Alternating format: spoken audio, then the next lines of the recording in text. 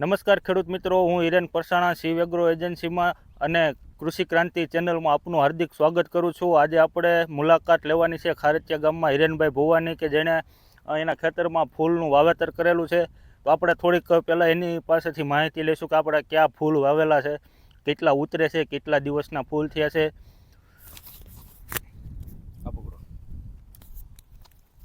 તો હિરેનભાઈ, આપણે કયા ફૂલ વાવેલા છે તમે? આ છે ગેલેરીઓ વાવેલા છે.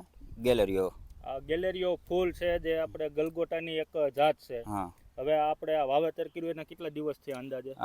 2 મહિના જેવું થયું અને ફૂલ ઉતરવા માંડ્યા એના આજે 15 દિવસ જેવું થયું છે. હજી આપણે એક દિવસ ઉતારો છો ને? હા, 1 દિવસ ને 1 દિવસ ઉતારવાનું. અત્યારે 20 કિલો જેવા ઉતરે છે તમારું કહેવાનું નામ છે.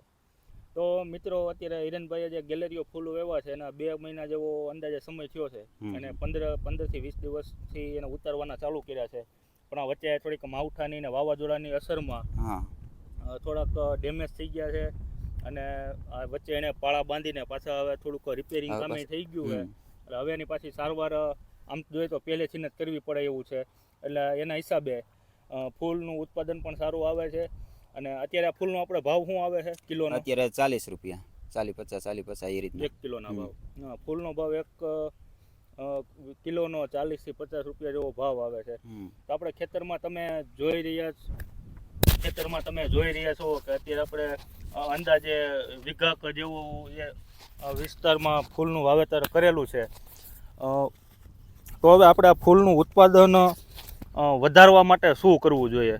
અત્યારે વરસાદના હિસાબે જો આ છોડની માથે તમે ઘણી બધી જગ્યાએ જોઈ રહ્યા છો કે આ રીતે માટી લાગી ગઈ છે કે જેના હિસાબે એને પાનને સૂર્યપ્રકાશ મળે નહીં.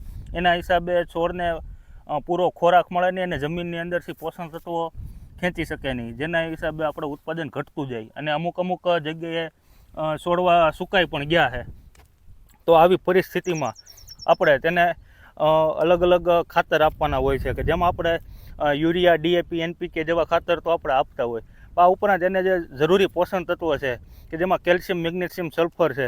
આ ઉપરાંત આપણે જે 19-19 ખાતર છે, 052-34 જેવા ખાતરનો પણ છંટકાવ કરવો જોઈએ, જેનાથી આપણે ફૂલનું જે ક્વોલિટી છે તે પણ સારી બને, છોડને વધ અને વિકાસ થાય.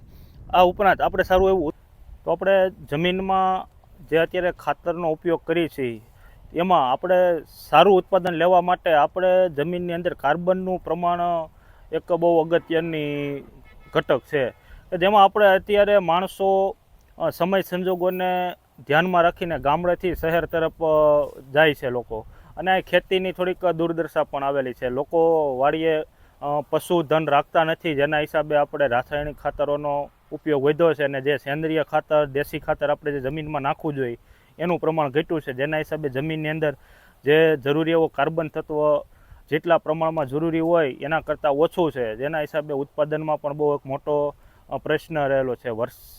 અમુક છેલ્લા ઘણા સમયથી આપણે સૌરાષ્ટ્ર અને ગુજરાતમાં વરસાદનું પ્રમાણ વધારે આવવાથી અને સિંચાઈની પૂરેપૂરી સગવડતાના હિસાબે પાક ઉત્પાદનમાં આપણે વર્ષમાં જ્યારે 1 સિઝન અને 2 સિઝનનું વાવેતર કરતા હતા એના બદલે અત્યારે આપણે ઉનાળુ પિયત પણ આપણે કરવા લાગ્યા છીએ. લોકો અત્યારે ઉનાળામાં તલ, મગ, અડદ જેવી ખેતી કરે છે.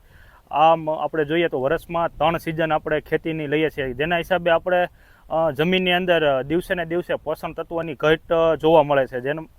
જેમાં ખાસ કરીને અત્યારે ઓર્ગેનિક કાર્બન આપણે અત્યારે જે પશુ રાખીએ છીએ તેના છાણ અને મળમૂત્રનો ઉપયોગ આપણે દેશી ખાતર તરીકે ઉપયોગ ઘટાડતા ગયા. તેના હિસાબે કાર્બનનું પ્રમાણ ઘટ્યું અને ઉત્પાદનમાં બહુ મોટો આપણે એક નુકસાની જોવા